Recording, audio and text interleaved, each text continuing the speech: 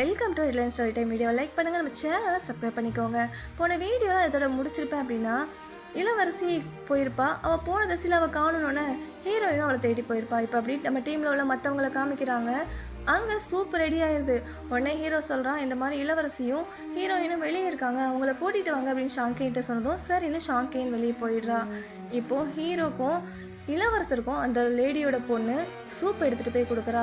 உடனே யூ என்ன சொல்கிறான்னா, எனக்கு ரொம்ப பசிக்குது, நான் இதை குடிக்கிறேன் அப்படின்னு ஹீரோவோட சூப்பை யூ வாங்கிக்கிறான். இப்போ யூக்காக அந்த பொண்ணு சூப் எடுத்துகிட்டு வரா.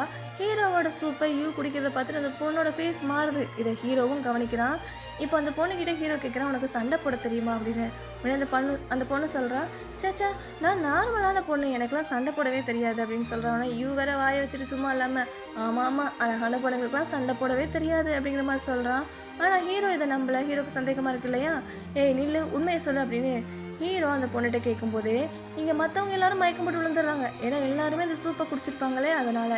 இப்போ அந்த பொண்ணு சொல்கிறா, பரவாயில்ல இங்கே இருக்கிற எல்லாரும் என்னை நம்பிட்டாங்க, நீ ஒருத்தன் தான் என்னை நம்பலை, அது ஒன்றும் எனக்கு பிரச்சனை கிடையாது, உங்ககிட்ட இருக்கிற அந்த ஸ்டோனை கூட நான் இங்கேருந்து கிளம்பிடுறேன் அப்படின்னு இந்த பொண்ணு சொல்கிறா. அதெல்லாம் தர முடியாது அப்படின்னு ஹீரோ சொன்னதும், அப்படியா அப்படின்னு சொல்லிட்டு இந்த பொண்ணுக்கிட்ட அந்த இன்யான்ங்கிற ஒரு பெரிய மந்திர பவர் இருக்கும் போல இருக்குது. அந்த பவரை யூஸ் பண்ணி ஹீரோவோட கையை அசைக்க முடியாத மாதிரி அப்படி பண்ணிடுறா. இப்போ ஹீரோ கழுத்தில் இருக்கிற ஸ்டோன் இந்த பொண்ணு எடுக்க போகிறா. ஆனால் இந்த பொண்ணால் தொடக்கூட முடியல, அவள் கையெல்லாம் ஒரு மாதிரி புண்ணு ஆயிடுது. என்னடா நம்மளால் அந்த ஸ்டோனை எடுக்க முடியல அப்படின்னு சொல்லிட்டு ஹீரோவை பார்க்கும்போது ஹீரோவோட கழுத்தில் ஹீரோயின் ஏற்கனவே அந்த பீச் மரக்கட்டையில் ஒரு தாயத்து மாதிரி செஞ்சு கொடுத்துருப்பாளே, இதை போட்டுக்கோ அப்படின்னு அது இருக்குது. அதை பார்த்ததுமே அப்படி இந்த பொண்ணு பயந்துடுறா. உடனே ஹீரோ சொல்கிறான், உன்னை விட என்னோட பெட்டு ரொம்பவே சக்திசாலி அப்படின்னு சொன்னதும் இந்த லேடியோட பொண்ணை இங்கேருந்து பயந்தடிச்சு ஓடிடுறா. இப்போ அந்த இடத்துக்கு ஷாங்கேன் வர்றா.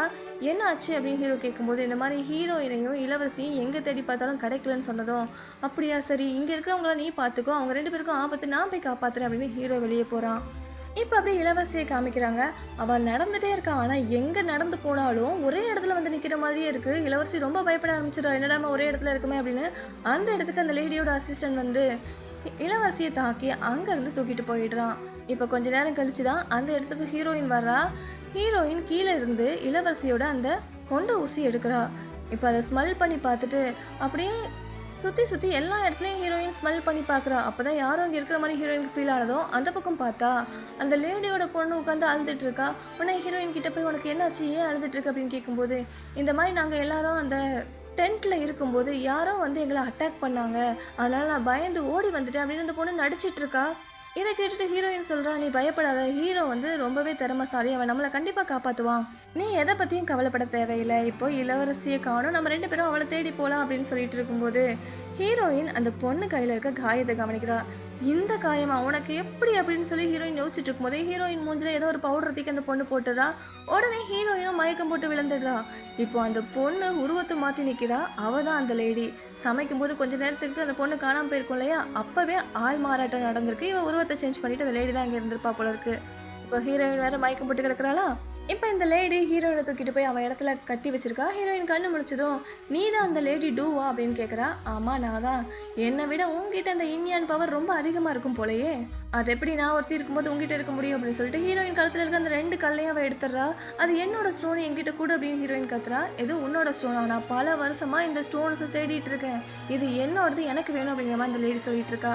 அது மட்டும் இல்லாமா, உன்னோட ரத்தத்தை யூஸ் பண்ணி எனக்கு தேவையான மற்ற சக்திகளையும் நான் எடுத்துக்க போகிறேன் அப்படிங்கிற மாதிரி வேற அந்த ஹீரோயினை பிளாக் பண்ணிட்டு இருக்கா.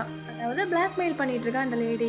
இப்போ அப்படியே ஹீரோவை காமிக்கிறாங்க. ஹீரோயினை தேடி வந்துட்டு இருக்கும்போது அந்த லேடியோட அசிஸ்டன்ட் இருக்காளையா, அவன் ஹீரோ கிட்ட வம்பு பண்ணிட்டு இருக்கான். இப்போ அவனை தூக்கி போட்டு மிதிச்சு ஹீரோ கழுத்தில் கத்தி வச்சுட்டு, ஒழுங்கா சொல்லு இவங்கெல்லாம் எங்கே இருக்காங்கன்னு கேட்கும்போது அவன் என்ன சொல்கிறான்னா, நீ எனக்கு ஹெல்ப் பண்ண அப்படின்னா அவங்க எங்கே இருக்காங்கிறத நான் சொல்கிறேன் அப்படின்னு சொல்கிறான். என்ன நான் உனக்கு ஹெல்ப் பண்ணணுமா, என்ன ஹெல்ப் அப்படின்னு ஹீரோ கேட்குறான். நீ அந்த லேடியை கொல்லணும் அப்படின்னு அவன் சொல்கிறான்.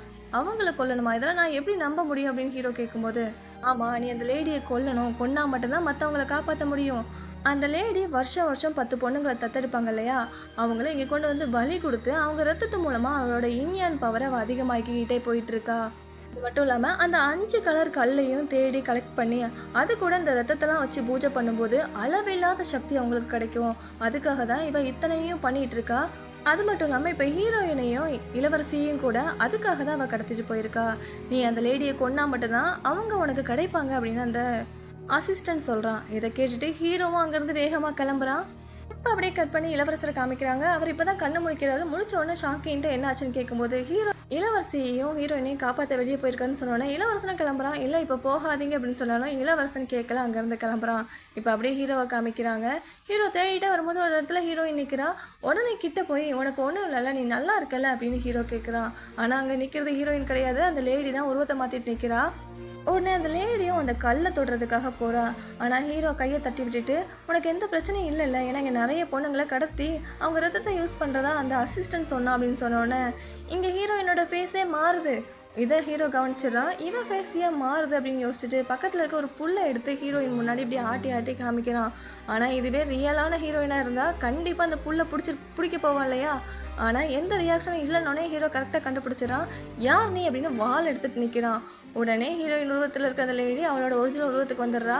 பரவாயில்லையே, இவ்வளோ சீக்கிரமாக நான் யாருங்கிறத நீ கண்டுபிடிச்சிட்டியே, எப்படி கண்டுபிடிச்ச அப்படின்னு அந்த லேடி கேட்குறா. ஒருத்தரோட உருவத்தை வேணா நீ ஈஸியாக சேஞ்ச் பண்ணிக்கலாம், ஆனால் அவங்களோட கேரக்டர் உனக்கு தெரியாது. அப்படின்னா இது வரைக்கும் நடந்த எல்லா கொலைகளுக்கும் காரணம் நீதானா? அரண்மனையில் நடந்த கொலைகள் காரணம் நீதானே அப்படின்னு ஹீரோ கேட்குறான். ஆமாம், நான் தாண்டா பண்ணேன். அந்த 5 கலர் ஸ்டோனுக்காக தான் பண்ணேன். இப்போ உன் கையில் ஒரு ஸ்டோன் இருக்குல்ல, ஒழுங்கு மரியாதை அதையும் கொடுத்துரு அப்படின்னு லேடி கேட்குறா. ஆனால் ஹீரோ அதை கொடுக்குற மாதிரி இல்லை. 2 பேரும் சண்டை போட ஆரம்பிக்கிறாங்க. ஒரு இடத்துல ஹீரோ என்ன பண்ணுறான்னா, ஹீரோயின் செஞ்சு கொடுத்துருப்பாளே அந்த டாலரை தூக்கியே அந்த லேடி மேலே அடிக்கிறான். அது பட்டதுமே அந்த லேடியால் தாங்க முடியல, வலி தாங்க முடியாமல் அப்படி நின்றுடுறா. இப்போ ஹீரோ மேலே அந்த லேடி ஒரு பவுடரை வீசுறா. ஆனால் ஹீரோவும் திரும்பி தன்னோட முகத்தை மூடிக்கிறாரு. இந்த கேப்பில் அந்த லேடி எஸ்கேப் ஆகிடுறா. இங்கே நடந்த எல்லாத்தையும் ஓரமாக நின்று இளவரசரும் பார்த்துட்டு இருக்காரு. இப்போ அப்படியே கட் பண்ணி ஹீரோயினை காமிக்கிறாங்க. ஹீரோயினை கட்டி வச்சிருக்காளே, அவள் கையை வேற அறுத்து விட்டுருக்கா. ஹீரோயின் உடம்புல இருந்து கொஞ்சம் கொஞ்சமாக ரத்தம் சொட்டிகிட்டு இருக்கு. ஹீரோயின் வேற அப்படியே புலம்பிகிட்டே இருக்கா. தாத்தா எங்கே இருக்கீங்க, ஹீரோ நீ எங்கே இருக்க, என்னை வந்து காப்பாற்று அப்படிங்கிற மாதிரி புலம்பிகிட்டு இருக்கா. இப்போ அப்படியே அந்த லேடியை காமிக்கிறாங்க. அவள் ஒரு ஓரமாக வந்து உட்காந்துட்டு கையில் இருக்கிற கல்லை பார்த்துட்டு இருக்கா. ஏன்னா ஹீரோயிட்டு இருந்து வர 2 கல்லை பிடிங்கிட்டாலே இப்போ அவட்ட 3 கல் இருக்குது. அந்த இடத்துக்கு இளவரசன் வந்து அந்த லேடியோட கழுத்தில் கத்தி வைக்கிறான். கதையில் அடுத்து என்ன ஆகும் அப்படிங்கிறத அடுத்த பகுதியில் பார்க்கலாம். பாய்.